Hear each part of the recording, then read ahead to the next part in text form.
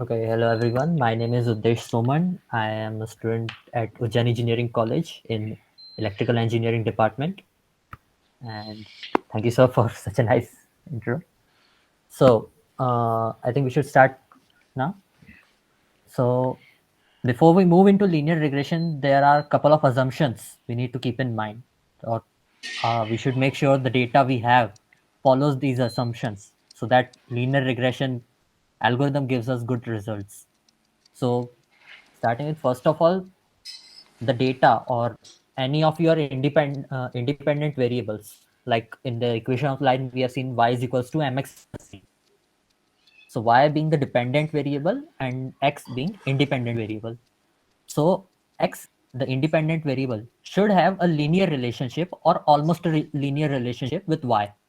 So more the linear relationship, more easier it would be for the algorithm to, get the line, and even if it gets the line, it would be easier for it to explain most of the terms.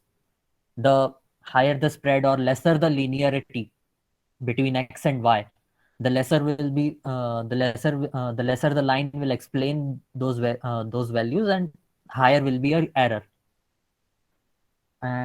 So following which, we have multivariate normality, which basically means we prefer normal distribution of our independent variables.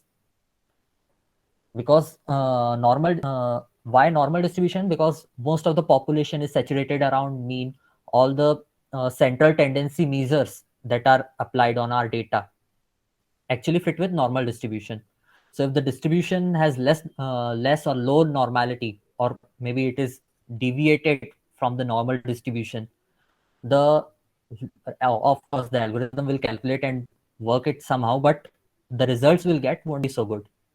So it is better to check for multivariate normality. And third one, no or little multicollinearity. So multicollinearity means we have already established that the independent variable should be should have a linear relationship with the target variable. So having such kind of relation would mean your variable would effectively determine the value of your target variable. However, if multiple independent variables, let us assume that if we go into multivariate linear regression, like the prices of shares in share market, they depend on various factors. So if those separate factors have some collinearity or any linear relationship amongst themselves, this would affect the performance of linear regression. Moreover, it would make uh, couple of variables unimportant. Why? Because if one of the variable is effectively determining the target attribute and other is linear to it, which means it's providing no extra information, it's providing no extra knowledge to our linear regression model, and hence it is preferred that they have little or no multicollinearity. From Yeah, little so or no. one line, sorry for interrupting Uddesh. I want to add here is multicollinearity, as Uddesh rightly explained, it is the relationship amongst the Dependent dependent variable. variables. So we want Sorry, linear relationship independent. between target and dependent variable. But if there are multiple dependent variable like x1, x2, x3, x4, they should not be linear. They should not be correlated. They should be independent. If there is a relationship, then our multi-linear regression doesn't hold good. And what is the effect? You will still get a equation, but the coefficient like m and c which we are getting, beta 0, beta 1, beta 0, b0, b1, b2, or beta 0, beta 1, beta 2 which you get, those coefficients will not be reliable. So you cannot rely on your model. Your model will not be accurate. So that is the implications of multicollinearity. So you have to check multicollinearity before you get into plotting your linear regression model. Okay, so thank you, sir. And from multicollinearity, we can say correlation. I mean, once we get collinearity, we get correlation coefficient. Correlation coefficient means whether or not your variables are uh, collinear or not, they might still have some relation amongst themselves. they might still have a linear relation amongst themselves. Means you can say prices of if you have prices and profit, and neither of them are target variables. However, if you increase your prices, your profit may increase. In that case, these are in that case these are linearly related variables, right? And what would be the effect? They would again, like in multicollinearity, they wouldn't provide any additional information. The beta coefficients, as sir explained, would become unreliable. And again, since they are providing no extra information, they will be of no use in our equation. Hence, I think uh, I think people know correlation. Correlations means how closely variables are related. Correlation mostly, if we take simple Parsons correlation, we simply get linear relation, extent of linear relationship. How linear two variables are. So our independent attributes, or the attributes we use to the attributes we train our model with, they should have no correlation, little or no correlation at all. No correlation is preferred, but if they have some correlation, it should be as close to zero as possible. And finally, homoscedasticity. Homoscedasticity actually not a, not an assumption we make prior to our model building. That is something we check after our model has made predictions. Still, it is assumed that for a good model, we have homoscedasticity. Homoscedasticity you have seen in the tutorial session, the random distribution of error terms. So this is another assumption we are making, that our whatever our linear regression model predicts, the error terms in those predictions would be evenly distributed or randomly distributed without making any patterns. So these are the relations we have to check before making a linear regression model. And how do we do that? That actually involves EDA, exploratory data analysis. While you do exploratory data analysis, you make plots, you make plots, you make diagrams, and through them you find out what whether these assumptions are fulfilled or not. Like you can check for a scatter plot, the one we have seen in tutorial, where for x and y various points were made, various dots were made. So we can see those dots, and we see if they resemble a linear pattern. We can say we have linear relationship between what? Independent variable and target variable. Now multivariate normality, that for that we need KDE plots or histograms. Either can be used to get multivariate normality. Multicollinearity can also be seen with the help of scatter plots. However, while seeing multicollinearity, just do a scatter plot between amongst independent variables. That will give you multicollinearity. Cross correlation, we actually have a method for calculating cross correlation in Python. That would give us a matrix of cross correlation. We can put it on a heat map and visualize it in a form of block diagram, like which variable has how much correlationship with the another variable. And homoscedasticity, that is also evaluated using a scatter plot, that we'll see later, not now. So enough of that, starting with our coding part. So this one here is actually simple linear regression involving only a single dependent variable and single independent variable. The conditions mentioned here, multivariate normal collinearity and cross relation, these two assumptions are valid for multivariate linear regression. The one we are seeing here is simple linear regression, involves only single term, single independent term. So here we have the data. We need couple of libraries. So the warnings library, actually it suppresses warnings, so we do not get unnecessary output on our terminal. Pandas, it's actually a data frame library which helps us handle the data frame. Whatever data we receive is in the form of table, or maybe like Excel sheets. So we need to convert it into a mutable format or table, which we can convert, modify. Pandas helps us do that. NumPy is array handling library. We will be using a lot of NumPy to manipulate the data. Matplotlib and Seaborn are actually plotting libraries. So whatever plots we make, we use making Matplotlib and Seaborn. Seaborn is actually made over Matplotlib. So anything in Seaborn is actually you can do using Matplotlib as well. But Seaborn is a bit simpler to use. sklearn. sklearn is general open source machine learning library, and you will find almost everything you need in sklearn related to general machine learning. So here we have test train split. Why do we use it? I'm gonna tell you later. From stat model API SM. Stat models is actually a machine learning library. However, I recommend to use sklearn, but stat model actually gives us good results. So you can use stat model as well. But if you are making more complex algorithms or you need a more better analysis, I'll recommend you to use this one, sklearn library. You will find almost every machine learning algorithm in sklearn. However, you can use stat model as well. You'll just have to look for documentations and all. So starting with that, we have also imported the errors which we are going to look at. The R2 score. R2 score we have seen in the theory session. R2 score we have imported, and mean squared error.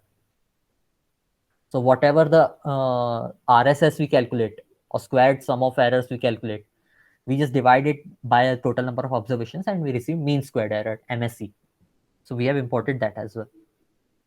Reading the data, so simple. It's very simple. We have imported pandas as PD. PD is alias for pandas. So we just declare a variable and use pd.csv to import our data file. Once we get the data file, we can see using head gives us actually by default first 5 rows of our data set. So we get a table like this. So let's see what we have here. We have years of experience and salary. Simple data. What's the year? What are the years? What is the experience level of an employee versus how much salary that employee gets? So it's pretty common that more the experience, more the salary. So let's see. Salary.shape, just to see how what is the shape of our table. So we have 30 rows and 2 columns. The 2 columns here, and here are actually 30 rows. We are just seeing first 5. SNS rag plot. All the linear regression we are going to do, we can actually visualize it using rag plot. Rag plot internally uses linear regression to make plot like this. So here we have our data, the salary data we copied. On x-axis, we are seeing years of experience, and on y-axis, salary. And scatter is equals to true, which means it gives us a scatter plot as well. So here you can see this. We have scatter plots where points lie, and you can see the points resemble a straight line. And with straight line, the rag plot has already calculated the straight line, which means what we are going to do in linear regression, the rag plot has already done that and calculated the line, and it's plotting the line over here, so you can visualize it. And this is actually what we use to check for linearity, which means the assumptions we made earlier that our target attribute and input attribute are linearly related. So we can simply use reg plot to see if we have that linear relationship or not. Here we can see we have a good linear relationship. So yeah, our data satisfies our assumption for linear regression, and we can proceed. You can also check for other plotting methods to get other things as well. Like for checking normality, you can do his plots, etc. Here we have only 2 variables, so haven't done that. Next, splitting the data into test and train split. So above I mentioned importing test train split from sklearn model selection. What test train split does is actually it splits your data into portions. Like after once you need some part of data to train your model, and some part of data to test whether your model is making good predictions or not. So how do we get that we cannot have separate data all the time? So we just take whatever the data we have, we take a portion of that data for training and a portion of that data for testing or validation. What test train split does is it actually take your data frame. So here we have separated x and y. So x is now just the series of years of experience and y is the series of salary. What we have seen, we just have taken these columns separately into x and y, and what we do is we split them. How? We make training size is equals to zero point 0.7, means 70% of data goes for training and 30% of data we use for testing. Random state is just a seed or fixation, so that the next time you run the code, you still get similar results.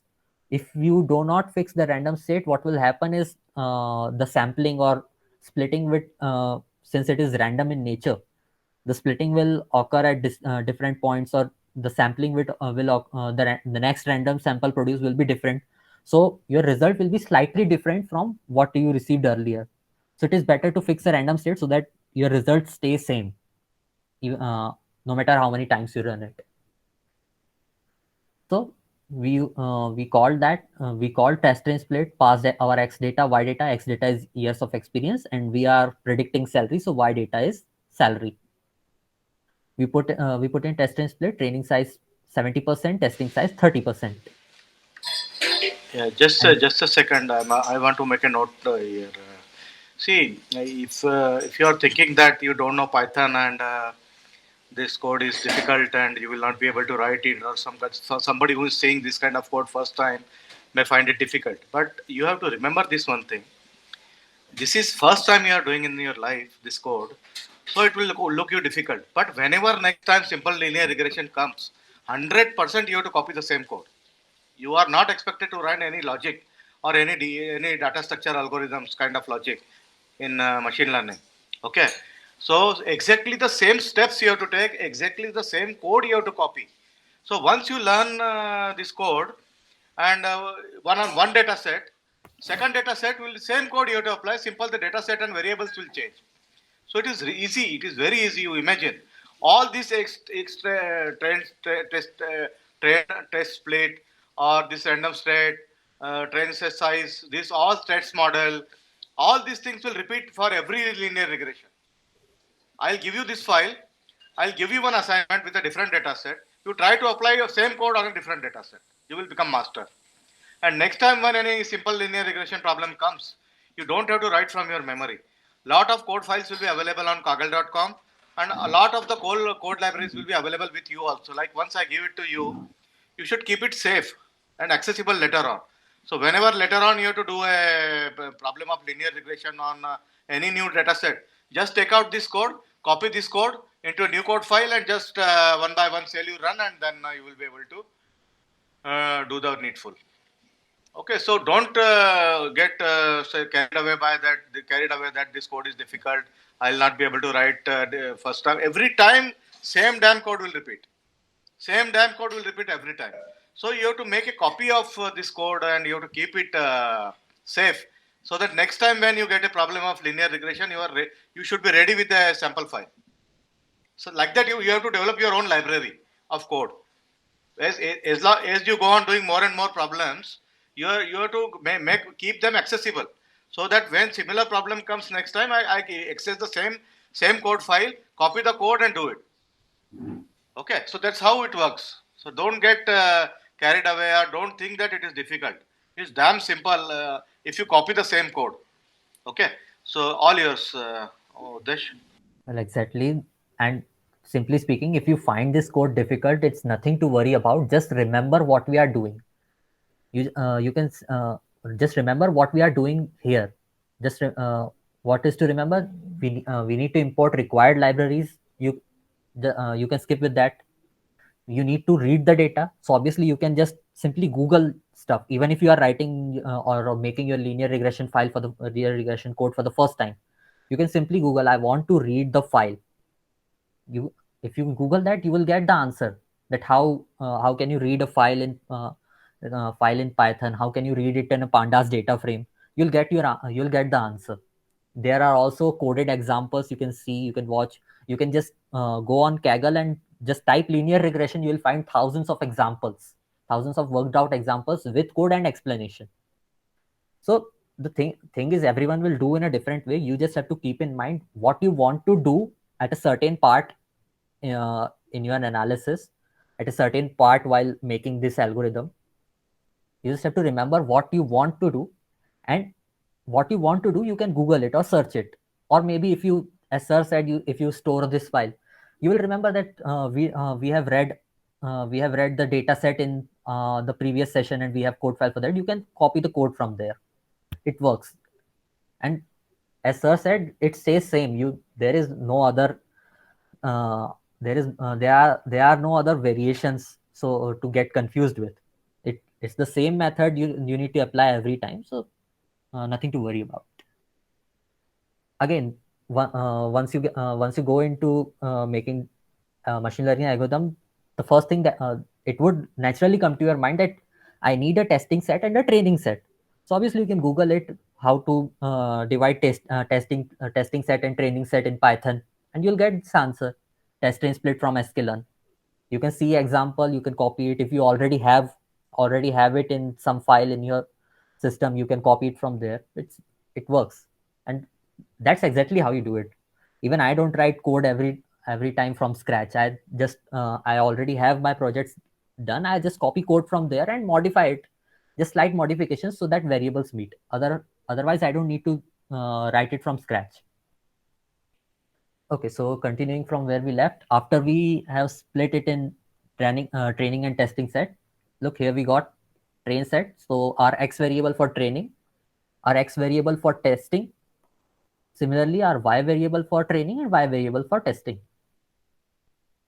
Now we just use the stats model API. Stats model API actually provides linear algorithm. So if you import stat model API, we have this method, or we have this method called add constant. So in linear regression, we have seen we also have that error term or the constant term c, y is equals to mx plus c.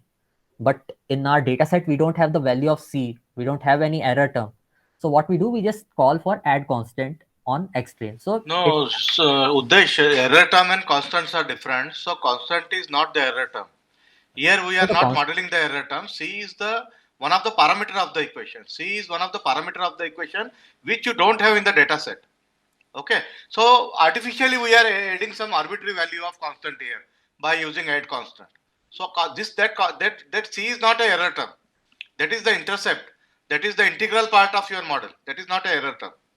okay, Okay, so sorry. don't confuse it with error term. Error term, we generally don't model it. We just ignore it. Error term is there in the equation, but we ignore it. We never model it. Okay. Okay, so sorry for that. Actually, I got confused a bit. Thank you, sir, for correcting. No, never mind, never mind. It happens Yeah. with everybody. Don't worry. Okay, so now that we have added the intercept or constant term in our training set, we can start with our LR model. So we just declared our model as a variable, and we called the OLS method. OLS means ordinary least square. So we have seen in the theory session, we calculate the square of errors, or we calculate the RSS value. Ordinary least square is algorithm which is determined to reduce that RSS value. So OLS, ordinary least square, least value of that squared error. Yeah, That's so what it does. OLS is basically the algorithm, RSS algorithm, which we are utilizing to find value of M Value and of C, intercept and the M and yes, C. sir. That is the algorithm. This is what OLS does. That partial derivation which I told you, partial differentiation with respect to M, partial differentiation with respect to C it does, and then it equates it to 0 and finds the value of M, and so it does all internally. You don't have to do anything. Everything is implemented by stats model library. So ordinary least square is the main engine of this algorithm. which calculates M and C for us. And once we know M and C, all is the full model is known for us. Yeah. So what we do, we call the OLS method on method from stat model, and we put our training data into it. So we have put our target attribute and our the independent variables. So we have put the training data, we fit our model. So what fit method does, it simply initiates the training, or whatever internal calculation it does, it initiates it. Once it is done, we can just call for params. So we have created this LR variable or object as a stat model OLS object, and we call the params. What it does, it gives us the value of our uh, well gives us the value means M and C. So for years of experience, the value of M or the slope would be this 9,731, and the const or the one we added would give the intercept we added. It has calculated the intercept as well. Now that we have our equation, we can just simply we can put it in our equation. We have the value of M, we have the value of C, and hence we get the equation. Whatever what would be our salary. Was the Y attribute or target attribute. What would be our salary? So that would be const or the intercept we calculated, plus M times years of experience. So M is the slope we calculated, 9,731 times year of experience, that is our X attribute. And now that we get the equation, we can plot the line. We can find what are the residual sum of squares. We can find what are the total sum of squares and all that. So do we have to do that manually? No. The stat model API actually provides us with the summary method, which actually gives us the all the results for all the results of our model. So we have here our salary, our dependent variable, that is salary, the R square value, that is 0.949, which is very good. It's actually really great model. The model or the algorithm we are using, OLS method, least squares, adjusted R squared, we are going to see it further in multivariate linear regression, F statistics, and all the these are all the these are all the matrices we use for evaluating our model. There are multiple matrices. Yeah, Right now see, we are Udesh, just go up. I want to give a small homework here to our learners. I want you to, I want you to find out what is F test. F test actually, just it is a statistical parameter. So just find out what is F test. So it is very difficult for us to cover it in this class, but you have to find out what is F test, and then these AIC, BIC, and all these things will be covering. Will cover in machine learning, but this will not be using. So our main measure here will be R squared only. So R square we are getting as 0.049, and F statistics is of significance. It is 352.9.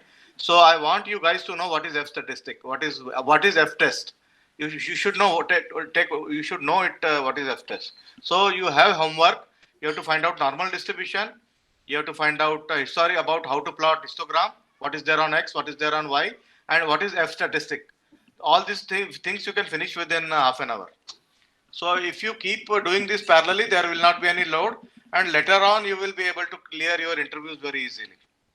Okay? Yeah, all yours, Sudesh. So yeah, you can see summary method actually gives us all the statistical parameters we need, like confidence intervals, are there is T statistics as well, the values of T statistic for our intercept and years of experience, coefficient. This is Parsons coefficient, standard deviation in error. We receive all these statistics. Just call the summary method and we receive all this. So now that we have a model, we actually need to make predictions that we actually need to make predictions that what is uh, we actually need to make predictions what is our score, what the result we are getting. So we call the predict method. Predict method is standard method on any machine learning algorithm. You can call any machine learning algorithm that is already fitted or trained. You can call out the predict method and it will give you an array or a list of all the results.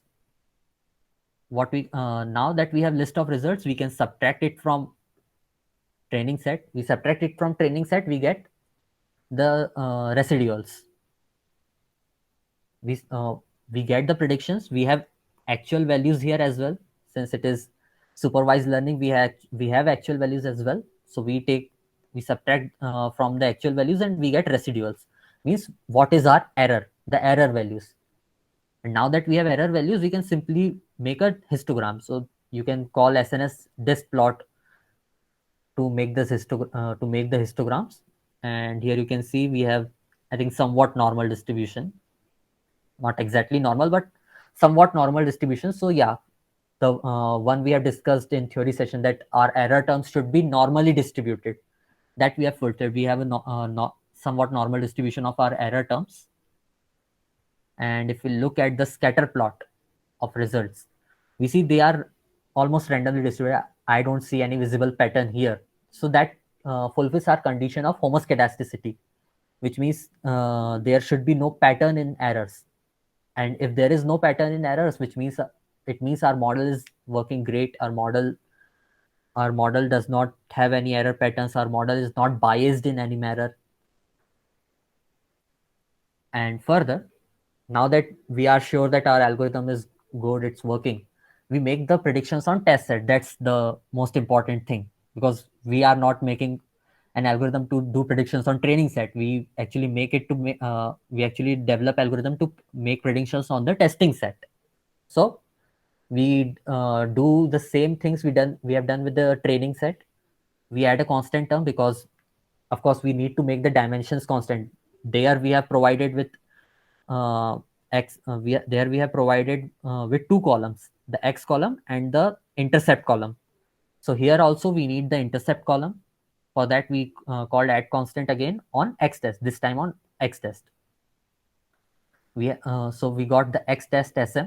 That's simply pandas data frame with two columns, the year of experience and the intercept terms. We call the predict method and we get ypred or predictions. Again, we can simply, instead of manually calculating everything, we can put them in the functions error matrices we have called earlier. We if you remember, at the beginning we called the mean squared error.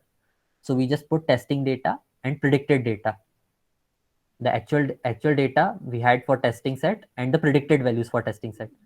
We put them in mean squared error function. That what it does, it is that it calculates the mean squared error. We square root it, so we get root mean squared error. Mean squared error is actually absolute sum of squared error. So if we root it, we get root mean squared error. We have the root mean squared error. Similarly, we can calculate r2 score or r squared score.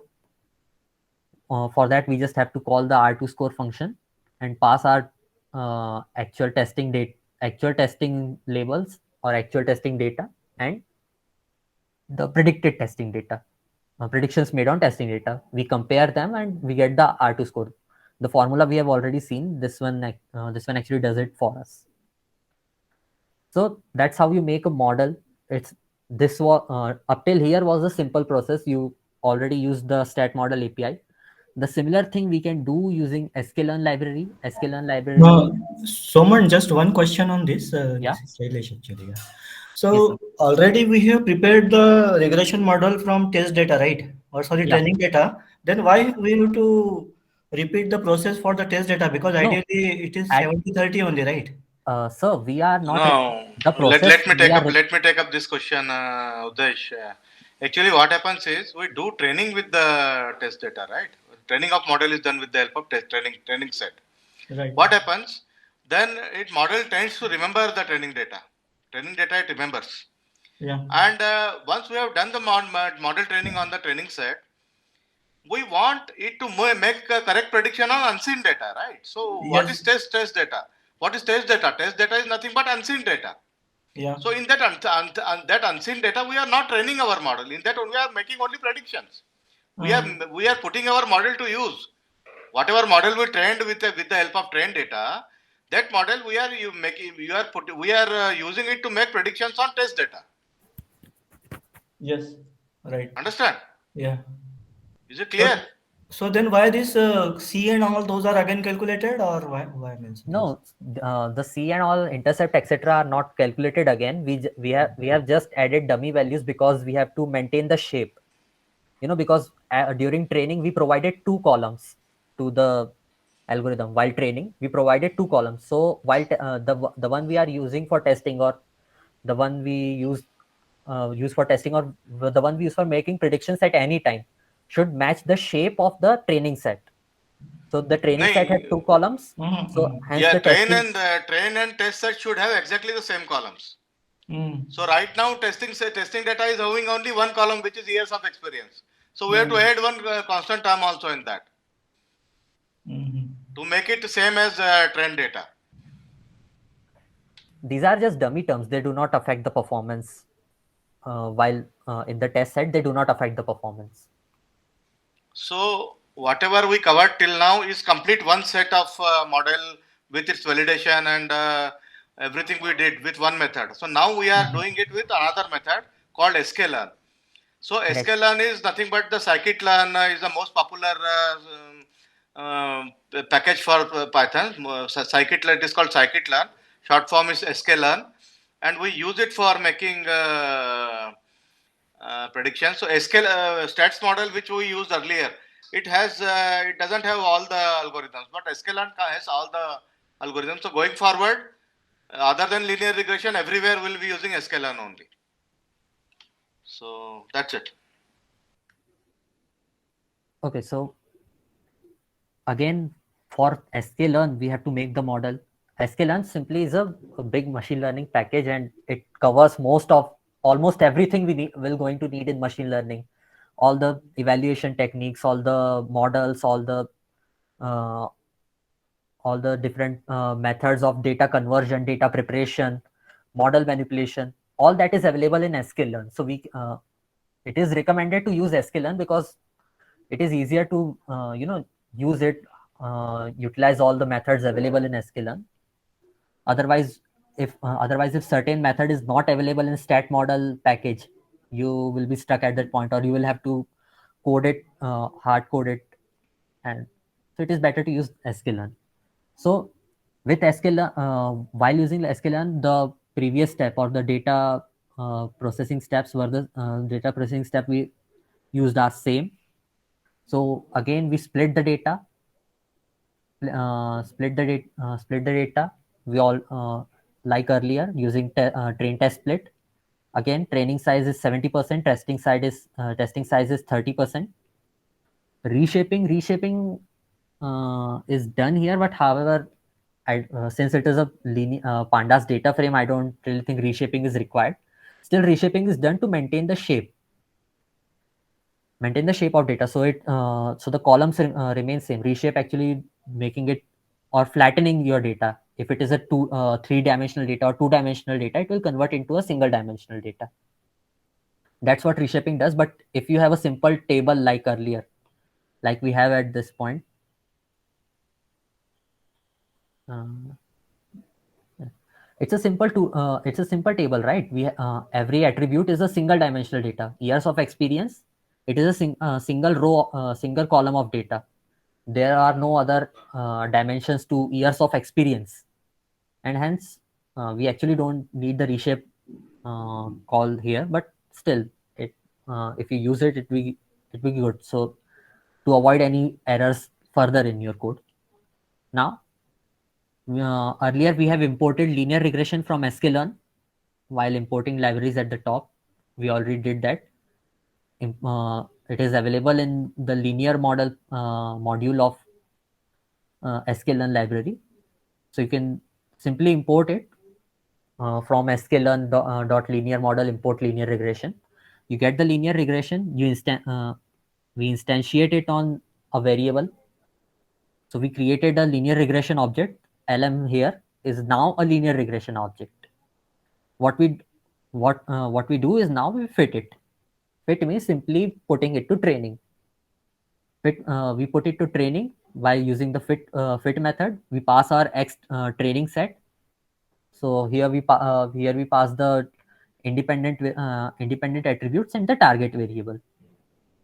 We pass it. Now it is trained, and like earlier we called the params on stat model API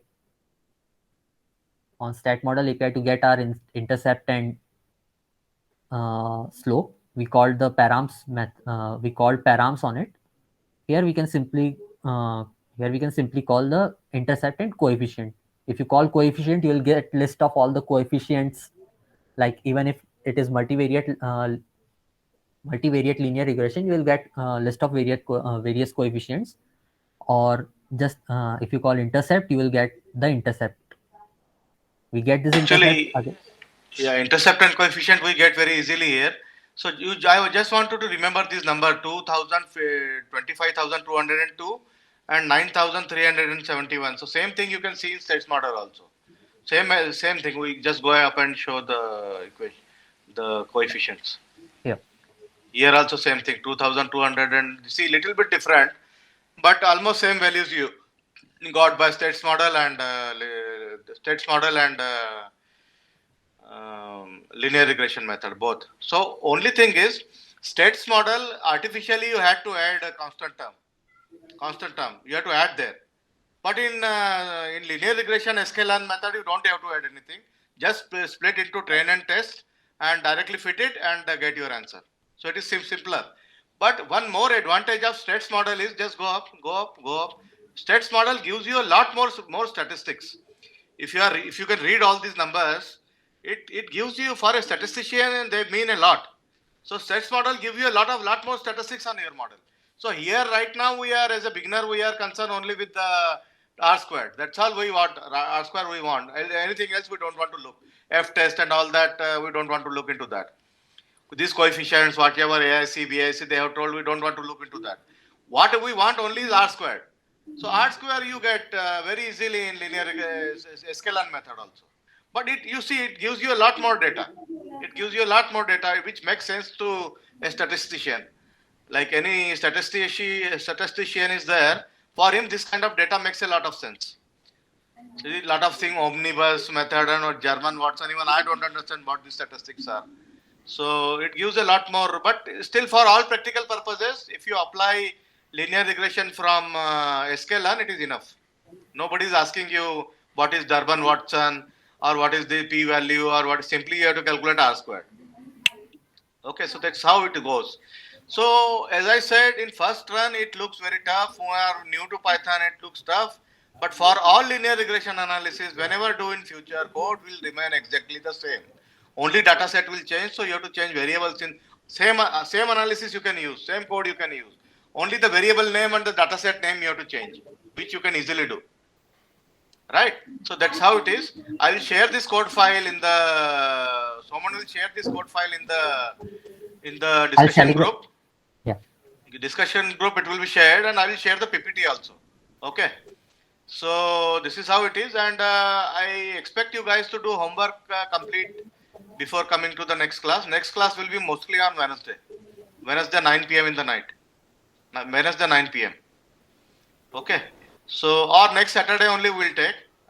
Next Wednesday, I'll see whether it is feasible or not, or we'll meet on next Saturday. And right now, I don't think you need to do this homework. If you want to do practice practice on your own, you are most welcome.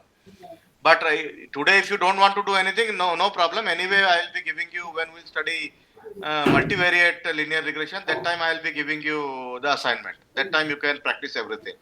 See, any practical real life problem, you will not have a single dependent variable. Here, your salary is dependent on only on years of experience. But your salary is not dependent on years of experience. It depends on where you live in India or Canada or whether you live in India or USA. It depends on your skill set. It depends on what area you are working. So target variable always depends on multiple dependent variables, x1, x2, x3. So y will be dependent on x1, x2, x3 up to xn. Like n variable it will depend upon. So simple linear regression is a thing to learn only. Just to learn we do it. But in real life it is not useful, because hardly you get any business problem in which target variable depends only on one variable. You always have multiple variables. So next class we will cover multiple regression, and that time we will explain you the code, and that time with that multiple linear regression I will give you the assignment also with different data set. So that time you can revise your that time you can practice the code. So for this week, you have very simple homework. One is see how histogram is plotted. What is there on x-axis? What is there on y-axis? What is the normal distribution? You just study what is normal distribution and what are the main highlights of what are the main properties of normal distribution. Histogram is related to that. What is bell curve? And number 3, I told you to little bit get into statistics and ask you to study what is F test. So along with F test, you study T test also. F test and T test. F for foreign and T for Tanzania. So F test and T test, you note down these two things and study these two things. Next time in the next classes, both these will be useful. Okay, so that's where we end our sessions today. And thank you very much, Soman, for helping me out and for a Thank you, sir. wonderful session. So Thank you, sir. it was a really wonderful session. And now I will open the floor to the audience for any questions or any closing comments, any comments or any questions or anything you want to ask, you can ask now. On coding or theory class, coding questions, Soman will take. Theory questions, I will take. So you are open to questions. We are open to questions now. We'll keep it open for 5 more minutes. Okay. So all yours, audience. Shailendra ji, good evening. Yeah, good evening. Good evening. Boliye. First of all, thank you very much for this wonderful class. I think this is very good for us, those who want to start career in this, AIML. Thank you very much for this. Who are you? Means, can you give your introduction, please? You My are from name is Upgrade? Mangesh Deshmukh, Shailendra ji. Pardon? Mangesh Deshmukh. You are from Upgrade? Yes. I think. Okay, great. Nice to see you. Yeah. So I think we had a few chats on the. Yeah. Right? So just one question I have with respect to this y equal to mx plus c. So in real world, when we are having this y equal to mx plus c, I think it's. Hey, sorry, Mangesh, you have to repeat. There was some sound problem at my end. So No please, problem. can you please repeat? No problem. So what Yeah. I'm saying is, our linear regression equation is y equal to mx plus c. Yeah. Right? And in real world, we just saw that I think it's echoing probably. Okay. Yeah. Please repeat. Yeah, linear regression equation is y is equal to mx plus c. That I got. After that, what you told? So in the real world, we see that in our model, we don't have to give the constant and as well as the slope, right? It gets automatically calculated. Yeah. No. Yeah, tell me. So how when we are learning this theoretical part, slope and the constants, how is getting impacted? How we will come to know, what my model is considering. What slope, my model is? considering what is the slope, what is the constant term there, constant term. See, M and C, which I explained you in the theory class, was just to tell you that these are the two important parameters which we find out, and how we don't have to give it in the beginning itself. So how we find out M and C is by doing the training of the model. So when we train the model, when we do dot fit, LR dot fit, right? Mm-hmm. That time backend it calculates M and C, and then it gives you M and C. So finding M and C is your job as an engineer. Nobody will give you M and C. You will be given only data. Data will be given to you. Finding intercept and finding slope is your job to, and if you know slope and intercept, you know the full model, right? So Right. when how MNC are calculated? So when you do an instance of linear regression, say linear model LM, and when you do LM dot fit, when you run this method, when you do fitting, that time on the background the gradient descent methods runs, and then they give you a value of MNC. So that Okay. is what you have to calculate, right? Okay, understood. So you have to calculate those values. You are supposed to find out these values on your own. That's why we are fitting the model. We are doing LM dot fit just to find out values of M and C. Before that, we will not know. Just for theory class, I had put two symbols M and C just to explain you. Nobody will tell you that what is M, what is C. Both will be unknown before fitting the model. Once we fit the model, then only you get the value of M as M and C. Both you get, right? Okay. Understood? Yep. So here the model what we have right now, the code, can we see after generating RM dot LM dot fit, Ah. right? Which so these are the values. 25202 is the constant. Yeah, constant. Yeah. And 9731 is the slope. Yeah. Okay. Okay. So these are the values you have calculated as an engineer, machine learning engineer. Understood. Okay. And once you know these values, means you know the full model, right? If I give you intercept, if I give you intercept value and if I give you slope value, you can easily plot the line, right? Correct.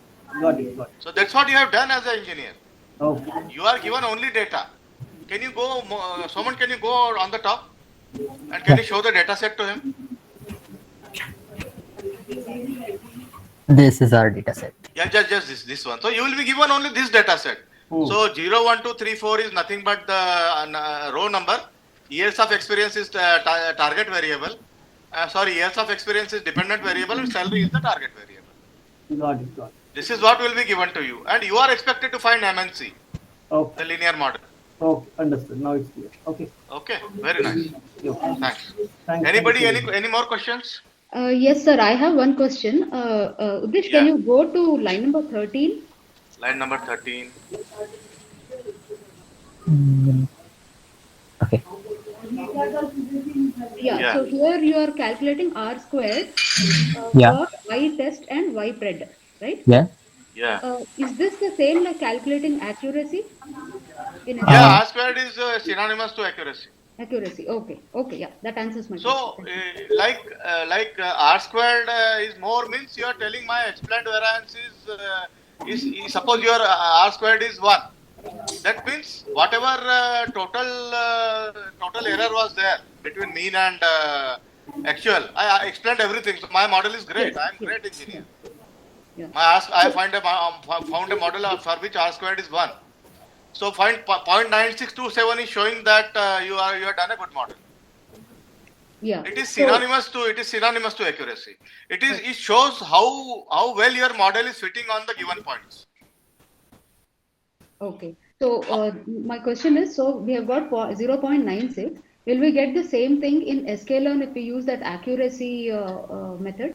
Where is accuracy metric in linear regression? There is no accuracy metric. No. What I meant is in sklearn. Yeah, if we use that on if we use it on the predictions made by linear regression using the sklearn, the results will be similar, just a fraction of error. Okay. Yeah, that answers my question. Yeah, thank you. Yeah, accuracy, we don't have any metric by the name accuracy for linear regression. We have only R squared. Okay. Okay, sir. And why it is called R squared, I think better you Google it out. It's a puzzle for me also. Okay, sir. Why R squared is called R squared, they might have some logic, but actually, even I want to find out. It's a puzzle for me at the moment. It is not important for us, but even if you have for academic interest you want, you can just Google it out. Okay, sir. Okay. So anybody, any more questions? I have one question on this. Suppose if I have 100 points data, and here what we are trying to do is 70% is training data and 30% is testing data, right? Yeah. Anyway, I have that input output is already available with me. And what if I do 100% as a training, and so will that not increase the accuracy of the model, or it is like this. Output is available. Like I want to my aim is to predict salary for number of years of experience, right? Yeah. So my aim is to just give a number of years of experience, right? And my aim is to find salary for those number of years of experience. So even if you give 100% data for training, you are right. Your training, your accuracy will increase because you are giving more data for training. Right. But once you get your model, once you get your MNC, how you will test whether you have done a good model or not? That's why you first test it on known data. That you keep aside that the salary was S1 salary for Y1 experience. You have that, but while doing these predictions, with the prediction you compare with the test data. Just for testing your model accuracy, you're testing how good your model is. You keep test data, but your actual aim is to give salary prediction on unseen data. Understood? Right. Okay. You just keep some data aside to keep whether you know salary for those salary is known for the test data also. But why you keep it? That I know the truth. This is called ground truth. I know the reality. So how well my model which I trained on trend data is predicting how near it is to the reality. Okay. Understood, na? Yeah. So basically, suppose if I have a model in one order, maybe first data set is in 100, 1 to 100, and maybe from it is given in second training data set, it is in different order. So will it make any difference in the results? No. Actually, no difference. Can you go to that random state? Yeah. Order doesn't make any difference. Oh, okay. Can you go to the random state? Yeah. See, just go to the right. Oh, See, while splitting this training as 70% and testing as 30%, these algorithm train underscore test underscore split. This is a method. This is a scalar method or which method? Whatever procedure it is. Yeah. This procedure randomly picks up your records. If you have 100 records, 70% records will be picked up randomly. It is not that first 70% it will pick up. Not like that. Oh. It will pick up 70% records randomly and make a trend data set, and it will pick up another 30% record randomly and make it as a test data set. Okay. So each time you do, your trend data set will be different and test will be different because each time randomly you are choosing, right? So your result may be little bit different. Shailendra, pardon me. Yeah. There is a small correction over here. Yeah. So random, when you specify a random state, right? Yeah. So irrespective of the number of times that you run the code. I am coming to that. I am coming to the same thing. If you don't give random state, then they are picked up randomly. Correct. So a simple example is basically. A simple example is there is a function called random.random, Randint. What you do is you basically set a rand seed to some integer, say 1, 2, 3, 4, whatever it is, and then you call that function random multiple times. Okay, you get an output. Note down that output. Right. Now you again set the random state to the same variable, same number, and then run again the same. You'll get the similar values in the same order. That means the data selection, when selecting the training data and the testing data, the rows that are being selected remain the same irrespective of how many times you run this code. Okay. Yeah, I was coming to that. I was coming to that only. I'm telling, if random state is not specified, trend and test will be picked up randomly. Am I correct? Right, that is correct. But and each time you run your program, your train and test will be different. If you don't give random state. But if you give random state, as our gentleman said, each time it will make sure that same records will be picked up as train and same record will be picked up as test. Okay. Understood? Got it. Right, na? Yes, correct. Yeah, so that's how it is. If you don't give random state, each time your train records will be different. Each time from one run to other run, train what record it picks up will be different. Okay. That's why we give random state. Random state as 100. You can give random state as any number you want. So random state as 0. Some people give 42. Some people give 100, like that. So whatever is your pet number, you can give. Your birthday you can give. Random state. My birthday is 18 January, so I can give 18. No problem in that. Any random state you can take. Okay. But each run you should keep the random state as same. Each run you should keep the random state as same. So for the first run, you have kept random state as 100. So second run also you have to keep it as 100 only. Okay, so it will ensure that we will have the same output as it was done last Yeah, time. same, Okay. and same records will be Right, right. chosen for train and test. Okay, okay. It will ensure that. I think I got it now. Thank you so much. Yeah, thank you. Yeah, thanks, gentlemen, for your inputs. So anyway, I was coming Welcome, to sir. that. So meanwhile, you explained it's very nice. Yeah, thank you. Any more questions? Any more questions, madam? Any more questions? No, sir, no more questions from me. Anybody? Ujjain Engineering College guys? Gesu guys? We call Ujjain Engineering College as Gesu. So any Gesu guys want to ask any question? Okay, so I think there are no more questions. So anybody wants to make any closing remarks, any suggestion, any closing remarks anybody wants to make?